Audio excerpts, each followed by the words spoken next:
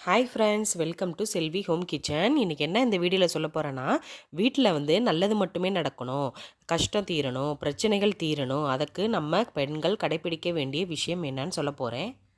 பெண்கள் வந்து தினசரி வீட்டில் வந்து ஒரு முக்கியமான விஷயம் செஞ்சாலே, வீட்டில் வந்து தீய சக்தி எல்லாம் குறைஞ்சி, எதிர்மறை ஆற்றல்கள் எல்லாமே குறைஞ்சி, தெய்வீகத்தன்மை வந்து எப்போவுமே பெருகும். இதனால் வீட்டில் இருக்க பிரச்சனை, கஷ்டம் நீங்கி நன்மை மட்டுமே நடக்கும். பெண்கள் வீட்டின் மகாலட்சுமின்னு சொல்லுவாங்க. அதனால பெண்கள் வந்து எப்பவுமே தலைமுடியை கட்டாமல் அவிழ்த்துவிட்ட நிலையில் வந்து பெண்கள் எப்பவுமே விளக்கேற்றக்கூடாது. அதேபோல பெண்கள் வந்து விளக்கேற்றும்போது சிரிச்ச முகத்துடன், மகிழ்ச்சியான மனதுடன் தான் விளக்கேற்ற வேணும். அப்பதான் அந்த விளக்குலேருந்து வர வெளிச்சம் வந்து வீட்டுக்குள்ளேயும் பிரதிபலிக்கும் என்று சொல்வார்கள். அதேபோல, நீங்க கோவிலுக்கெல்லாம் போம்போது, கோவில் காரியங்களுக்கு நன்கொடையோ, இல்ல தட்சணையோ, இல்லாட்டி தானமோ குடுக்கும்போது, தம்பதியா தான் சேர்ந்து குடுக்கணும். அடுத்து வந்து என்ன பண்ணணும்னா, வீட்டுக்கு யாராவது பத்திரிக்கை குடுக்க வந்தாலோ, நீங்களும் தம்பதியா சேர்ந்து தான் அதை பெற்றுக்கொள்ள வேண்டும்.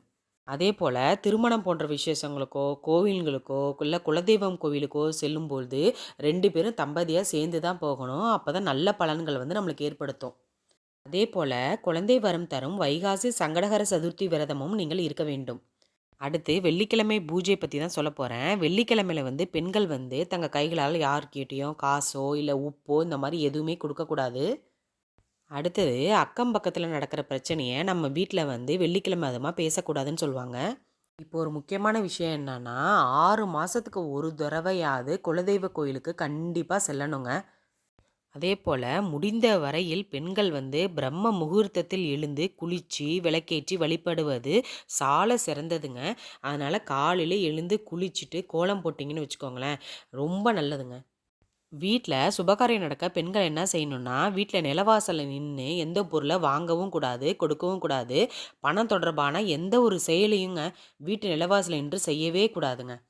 அதேபோல சிலர் வந்து நிலவாசல்ல நின்னுட்டோ, இல்லாட்டா உட்காந்துட்டோ அப்படி நின்னு பேசிட்டு இருப்பாங்க. அப்படி பேசவே கூடாது. நிலவாசல்ல பெண்கள் உட்காரவே கூடாதுங்க. வாரத்துல ஒரு முறையாவது பூஜை அறைய சுத்தம் செய்து, படங்கள துடைத்து, மஞ்சள், குங்குமம்லாம் வைத்து வழிபடணுங்க. இப்படி வழிபட்டா தான் நம்ம வீட்ல நல்ல அதிர்வலைகள் உண்டாகும். ஓகே ஃப்ரெண்ட்ஸ், இப்ப பெண்கள் கடைப்பிடிக்க வேண்டிய விஷயம் எல்லாம் பார்த்தீங்க. இது பிடிச்சிருந்தா லைக் பண்ணுங்க, சப்ஸ்கிரைப் பண்ணுங்க, கமெண்ட் பண்ணுங்க. பாய்.